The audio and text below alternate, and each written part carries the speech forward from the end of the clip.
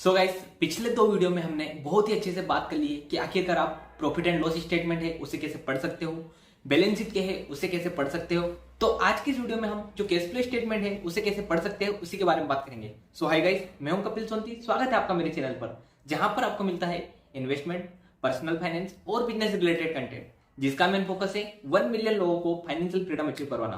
तो चलिए गाइस, बिना किसी देरी के आज के इस वीडियो को स्टार्ट करते हैं। तो चलिए सबसे पहले समझते हैं कि आखिरकार कैश फ्लो स्टेटमेंट क्या होता है। तो देखिए, कैश फ्लो स्टेटमेंट 3 पार्ट में रहता है। पहला पार्ट होता है cash flow from operating activity.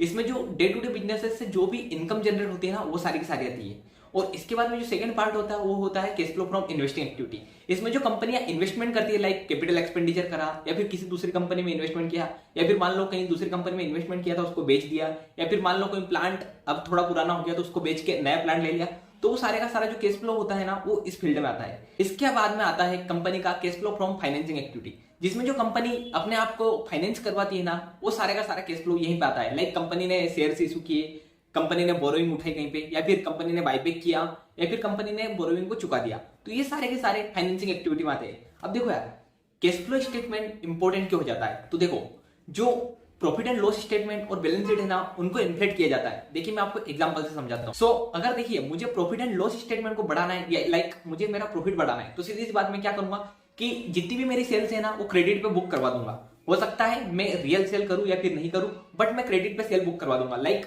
मेरा एक दोस्त है दीपक नाम का, मैं बोलूंगा कि सेल टू दीपक, ठीक है। तो दीपक मेरी बुक्स में खड़ा हो गया, तो इससे क्या होगा कि आपको लगेगा कि यार करंट असेट्स बहुत सारी कंपनी के पास में, और आपकी सेल्स भी इंक्रीज हो जाएगी। अब सेल्स इंक्रीज हो जाएगी, एक्सपेंडिचर उस हिसाब से एडजस्टमेंट होकर नेट प्रॉफिट अपना बढ़ जाएगा, ठीक है। मतलब अल्टीमेटली मैं आपको बहुत बर्ड आई व्यू दे रहा हूं। अगर आप देखोगे मतलब कि आपका रेवेन्यू 100 रुपए था, आपने क्या किया कि एक और क्रेडिट एंट्री मारी, तो अब आपका रेवेन्यू 110 हो गया। अब मान लो आपकी एक्सपेंसेस सारी की सारी 90 हो रही थी, अब आपकी एक्सपेंसेस 92 रुपए हो गई, तो अल्टीमेटली अब आपके पास मतलब 18 रुपए का नेट प्रॉफिट आ गया। तो आई होप आप अच्छे से समझ रहे होंगे।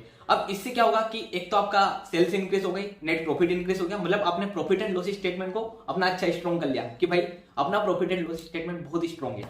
अब इसके अलावा क्या होता है कि अब बात आती है बैलेंस शीट की। तो बैलेंस शीट में क्या है कि अपनी करंट एसेट बढ़ जाएगी। लाइक जो डेटर्स होते हैं ना, वो करंट एसेट में होते हैं कि नेट रिसीवेबल। तो अब हमारे नेट रिसीवेबल जो पहले मान लो 100 रुपए के थे, अब 10 रुपए एक्स्ट्रा हुए तो 110 के हो गए। तो अब आप बोलेंगे कि भाई 12 महीने में हमको 110 रुपए आने वाले हैं, जो कि अल्टीमेटली कंपनी के जो मेन मैनेजर है ना, उनको भी पता है कि नहीं आएंगे, क्योंकि ये तो हम सीधी सी बात है लोगों को उल्लू बना रहे हैं, उसलिए हमने किया है। तो इस प्रकार हम जो बैलेंस शीट है और जो कंपनी की सेल्स है, मतलब प्रॉफिट एंड लॉस स्टेटमेंट, दोनों को इन्फ्लेट करते रहे। बट कैश फ्लो में यहीं पर कैच आता है। कैश फ्लो में बस जो केस का मतलब जो एक्चुअल केस का आना जाना होता है ना, वही आता है। तो जो cash flow from operating activity आती है ना, तो उसमें बहुत सारे एडजस्टमेंट होते हैं। लाइक जो डेप्रिसिएशन है ना, वो वापस एड बैक होता है, क्योंकि आपको पता है कि डेप्रिसिएशन नॉन कैश एक्सपेंसेस है। आई होप आप समझ गए होंगे, जो पिछले वीडियो में हमने कॉन्सेप्ट क्लियर करवाए थे। तो देखो आप, वॉरेन बफेट जो यहाँ पर सबसे ज्यादा फोकस करते हैं ना, वो दो चीजों में करते हैं। एक तो कंपनी का जो कैश फ्लो है ना, वो उसकी जो नेट अर्निंग यानी कि जो नेट प्रॉफिट है ना, उसके आसपास ही चलना चाहिए। मान लो लाइक कंपनी का नेट अर्निंग है 1000 करोड़ रुपए, ठीक है। तो अल्टीमेटली कंपनी का जो net cash flow from operating activity है ना, वो 500 करोड़, 700 करोड़, 800 करोड़ के आसपास तो मिनिमम रहना ही चाहिए। क्योंकि अगर इससे कम है तो मतलब कंपनी अपना केस को निकलवा ही नहीं पा रही है, और अल्टीमेटली अगर निकलवा नहीं पा रही है तो बेड डेट्स होने के चांसेस बढ़ जाएंगे। और इसके अलावा जो सेकंड चीज है जहां पर वॉरेन बफेट फोकस करवाते हैं, वो है कैपिटल एक्सपेंडिचर। देखो, वॉरेन बफेट पहले भी कैपिटल एक्सपेंडिचर के खिलाफ थे, क्योंकि उनको पता है कि अगर कैपिटल एक्सपेंडिचर बढ़ेगा तो कहीं ना कहीं मतलब अपना जो प्लांट एंड मशीनरी है ना, वो पुराने वाले की वैल्यू नहीं रहेगी। तो वॉरेन बफेट का यहाँ पर मानना है कि जिन कंपनियों के पास में कॉम्पिटिटिव एडवांटेज है ना, उनका जो कैपिटल एक्सपेंडिचर है ना, वो जो नेट अर्निंग यानी कि जो नेट प्रॉफिट आता है ना कंपनी का, उसके 50% के आसपास होना चाहिए। उससे ज्यादा तो बिल्कुल भी नहीं होना चाहिए। और अगर मान लो 25% के आसपास है तो मतलब बिल्कुल सोने पे सुहागा है। अब देखो मैं इसको एग्जांपल से समझा दूं। लाइक कोई कंपनी है, उसकी नेट अर्निंग यानी कि नेट प्रॉफिट है 1000 करोड़। तो अगर कैपिटल एक्सपेंडिचर में एक्सपेंस हो रहा है ना, तो 500 करोड़, 250 करोड़, 200 करोड़ ऐसा होना चाहिए। मतलब ऐसा नहीं कि कैपिटल एक्सपेंडिचर में अनसर्नी पैसे खर्च हो रहे हैं, क्योंकि अल्टीमेटली फिर क्या होगा कि आप पैसे कमा रहे हो, वापस कैपिटल एक्सपेंडिचर लगा देते हो, फिर पैसे कमा रहे हो, फिर कैपिटल एक्सपेंडिचर। पर हाँ, ये बात जो ग्रोइंग कंपनी है ना, वहां पर थोड़ा खिलाफत में आ जाता है। लाइक मान लो कोई एक बहुत ही ज्यादा छोटी कंपनी, मान लो एक सीमेंट की बहुत छोटी कंपनी, अब उसको तो कैपिटल एक्सपेंडिचर करना पड़ेगा क्योंकि जगह जगह पे प्लांट लगाने हैं। तो उस केस में आपको ड्यू डिलिजेंस थोड़े अलग तरीके से करने होंगे।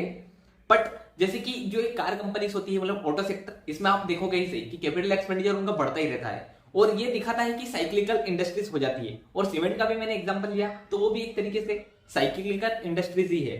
तो आई होप आप समझ गए होंगे कि वॉरेन बफेट का मेन फोकस है कि बस कॉम्पिटिटिव एडवांटेज वाली कंपनी को ही ढूंढो, बाकी सब भाड़ में जाने दो। क्योंकि आपको पता है कि अगर आपने एप्पल को एक अच्छे समय पर बाय कर लिया तो भी वो आपको, जब एप्पल कोरोना के टाइम पे 1 ट्रिलियन के आसपास थी और आज 3 ट्रिलियन के आसपास है, मतलब 3 गुने तो वो भी हो गई 3 साल में।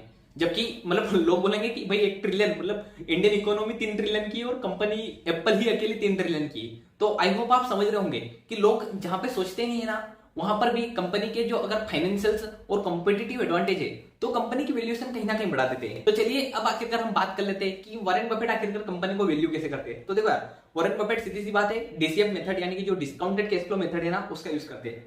देखो, वॉरेन बफेट ने जब कोलंबिया यूनिवर्सिटी में एक लेक्चर दिया था ना, तब उन्होंने बताया था कि जिन कंपनी के पास में कॉम्पिटिटिव एडवांटेज होता है ना, वो कंपनी बिल्कुल इक्विटी बॉन्ड की तरह हो जाती है। देखो, बॉन्ड में 2 चीज इंपॉर्टेंट रहती है, एक तो कूपन रेट यानी कि जिस रेट पे इंटरेस्ट भी दिया जाता है, और एक मेच्योरिटी रहती है बॉन्ड की। ठीक है, तो बॉन्ड मतलब कि एक बहुत सेफेस्ट इन्वेस्टमेंट है, आपको पता है। तो उसी प्रकार वॉरेन बफेट मानते हैं कि जिन कंपनी का कॉम्पिटिटिव एडवांटेज है ना, वो बहुत ही ज्यादा सेफेस्ट बेट है। बट यहाँ पर केच एक है कि जो बॉन्ड है ना, उसका जो कूपन रेट मतलब कि जो इंटरेस्ट रेट है ना, वो फिक्स्ड रहता है। लाइक आपको अगर एक बॉन्ड है जिसका कूपन रेट 8% है, तो आपको 8% ही इंटरेस्ट मिलेगा। वहीं कंपनी के केस में ऐसा है कि उसका जो कूपन रेट मतलब कि जो उसका अर्निंग की वो ईपीएस वगैरह है, वो कंपनी का हर साल इंक्रीज होता है। और जो कंपनी में वो कूपन रेट है ना, वो प्री टैक्स इनकम को मानते हैं वॉरेन बफेट। तो देखो यार, जैसे जैसे कंपनी की प्री टैक्स अर्निंग बढ़ेगी, मतलब उससे अल्टीमेटली ईपीएस पे इफेक्ट आएगा, तो कंपनी का कहीं ना कहीं कूपन रेट भी इंक्रीज होता जाएगा। लाइक वॉरेन बफेट ने जब वॉशिंगटन पोस्ट में इन्वेस्ट किया था ना, तो उन्होंने उसको $6.36 के आसपास खरीदा था। और 2007 में पता है वॉशिंगटन पोस्ट की प्री टैक्स इनकम ही मतलब कि जो वो होती है ना पीबीटी,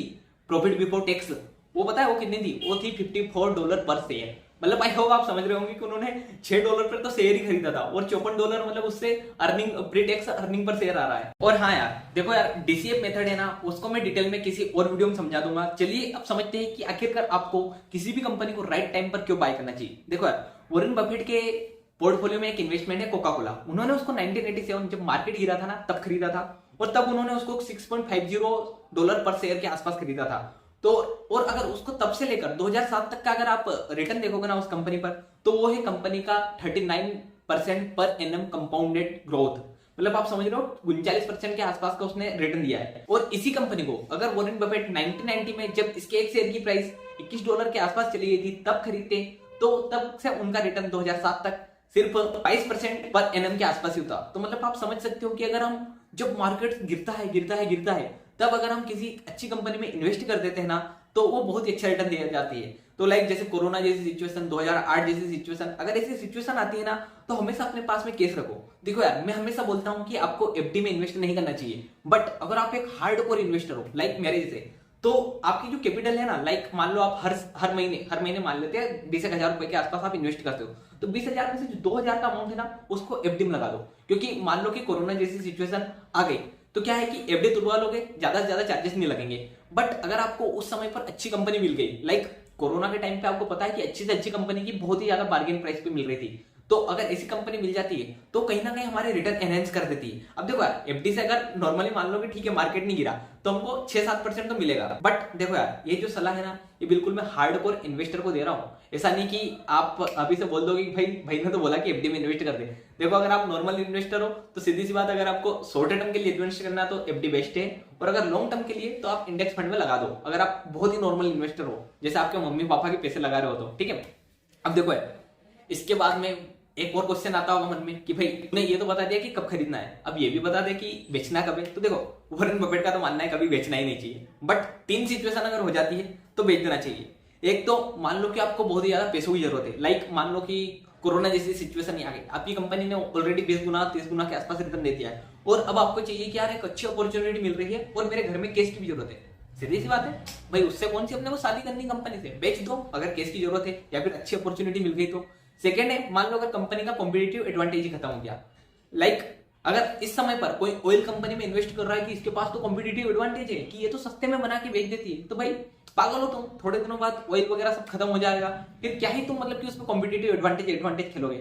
सो आई होप आप समझ रहे होंगे कि मेरी जो दूरदर्शी भावना है वो क्या है। इसके अलावा थर्ड टाइम है कि जो बहुत ही बड़ा बुल मार्केट होता है, लाइक 2008 में जब मार्केट गिरा था उसके बाद में एकदम से बुल मार्केट आया था, और यही 2020 में जब मार्केट गिरा था उसके बाद में 2022 तक मतलब कंटिन्यूअसली बहुत बुल मार्केट था। तो अगर ऐसे समय में भी अगर आप एक अच्छा रिटर्न लेके निकलने की कोशिश करते हो तो निकल लो। देखो यार, वॉरेन बफेट इसलिए क्योंकि उनके पास बहुत ज्यादा पेशेंस है। बट हो सकता है कि अगर आप नए रिटेल इन्वेस्टर हो ना, तो लिटरली मैं सच्चाई बता रहा हूँ कि इतना पेशेंस नहीं होता है भैया। तो अगर आपको अच्छा मतलब मिल रहा है कि रिटर्न, देखो एक एक्सपेक्टेशन बना लो कि मेरे को 10 गुना के आसपास रिटर्न चाहिए, अगर उससे ज्यादा मिल गया तो मैं बेच दूंगा। तो सीधी सी बात है भाई, बेच दो। ठीक है, हर कोई वॉरेन बफेट नहीं बन सकता, बट अगर आपने वॉरेन बफेट जैसा ही माइंडसेट डेवलप कर लिया कि भाई मैं तो होल्ड करूंगा चाहे किसी भी सिचुएशन आ जाए, तो भाई फिर तो क्या ही बात है आपकी, मतलब लिटरली क्या ही बात है आपकी। देखो यार, अब अगर बात करें तीनों वीडियो की, लाइक वो प्रॉफिट एंड लॉस स्टेटमेंट का बताया था मैंने, उसके बाद में बैलेंस शीट का बताया और अभी कैश फ्लो स्टेटमेंट का बताया। तो देखो यार, जरूरी नहीं कि जो सारी की सारी खूबियां है ना, ये सारी की सारी कंपनियां में हो। और वॉरेन बफेट की मैंने आपको उस टाइम पर होल्डिंग जब थी तो उसके हिसाब से मैंने आपको एग्जांपल देके बताया भी सही। तो देखो यार, आपको यहाँ पर आपकी इंटेलिजेंस लगानी है कि कौन सी इंडस्ट्रीज में अगर ये थोड़ी बहुत मिस्टेक्स अगर हो भी जाती है तो चलेगी। लाइक मान लो कि वो जैसे हमने बताया था कि cash flow from operating activity बहुत ज्यादा होना चाहिए, तो हो सकता है कि कोई कंपनी ऐसी जिसमें थोड़ा बहुत काम उधारी पर ही चलता हो, तो ठीक है ना भाई, थोड़ा अगर काम उधारी पे चलता है तो उसकी 5 साल 7 साल 8 साल से ग्रोथ देखो कि हाँ यार पिछले साल का जो था उसके आसपास आ गया है क्या। तो मतलब आई होप आप समझ रहे होंगे कि आपको डॉट्स कनेक्ट करने पड़ेंगे। अब हमने बात करी थी कि ग्रोस प्रॉफिट मतलब कि बहुत ज्यादा ही होना चाहिए 60% के आसपास। अब हो सकता है कि यार जो कॉम्पिटेटिव कंपनी है उनमें इतना नहीं मिलेगा, तो अल्टीमेटली आपको मतलब जो विवेक बुद्धि है ना वो आपको खुद की लगानी है और उसके हिसाब से इन्वेस्टमेंट स्ट्रेटेजी बनानी है। अगर आप दूसरों को भरोसे, मतलब ठीक है वॉरेन बफेट के भरोसे रह सकते हो, बट अल्टीमेटली आपकी विवेक बुद्धि कहीं ना कहीं काम आएगी। सो गाइस, इस वीडियो में बस इतना ही। अगर आपको वीडियो पसंद आया तो वीडियो को लाइक करना, चैनल को सब्सक्राइब करना और साथ ही आप कमेंट कर सकते हो कि नेक्स्ट वीडियो किस टॉपिक पर बनाओ। और अगर आपने वो पिछले दोनों वीडियो नहीं देखे तो ठीक है, देख लेना ना यार।